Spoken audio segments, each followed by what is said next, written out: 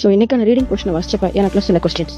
Mark 15:34 Jesus சொல்றாரு, Eli Eli லாமா சபக்தானி அப்படின்னு சொல்றாரு. அதுக்கான அர்த்தம் என்னன்னு பார்த்தா, என் தேவனே ஏன் என்னை கைவிட்டீர் அப்படின்றது. வாக்குத்தத்தம் என்ன, நான் உன்னை கைவிட மாட்டேன் அப்படின்றதான் வாக்குத்தத்தம். ஆண்டவர் நம்மளே கைவிட மாட்டார்னா அவருடைய நேசகுமாரன், ஒரே குமாரனை அவர் எப்படி கைவிடுவார் அப்படின்றதான் எனக்கு கொஸ்டின் இருந்துச்சு. ஏசாயா 54:7 எடுத்து வாசிச்சு பார்த்தீங்கன்னா இதோட ஆன்சர் கிடைக்கும். இமைப்பொழுது உன்னை கைவிட்டேன், ஆனாலும் முருகமான இரக்கங்களால் உன்னை சேர்த்துக் கொண்டேன் அப்படின்றது அந்த ஆன்சர்.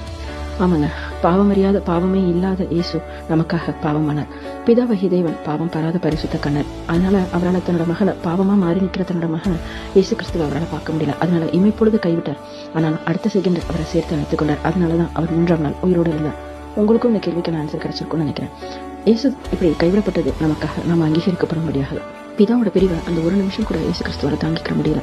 ஆனா நமக்காக அதை ஏற்றுக்கொண்டார். இன்னைக்கு அவர் கைவிடப்பட்டதின் வழியை அறிந்ததுனால பிதாவுக்கு முன்பாக நமக்காக பரிந்து பேசிக் கொண்டிருக்கிறார். நாம கைவிடப்பட்டுறக்கூடாது அப்படின்றதுக்காக. நம்பினோர் கைவிட்டாலும் நம்பிக்கைக்குரிய இயேசு கைவிட மாட்டார்.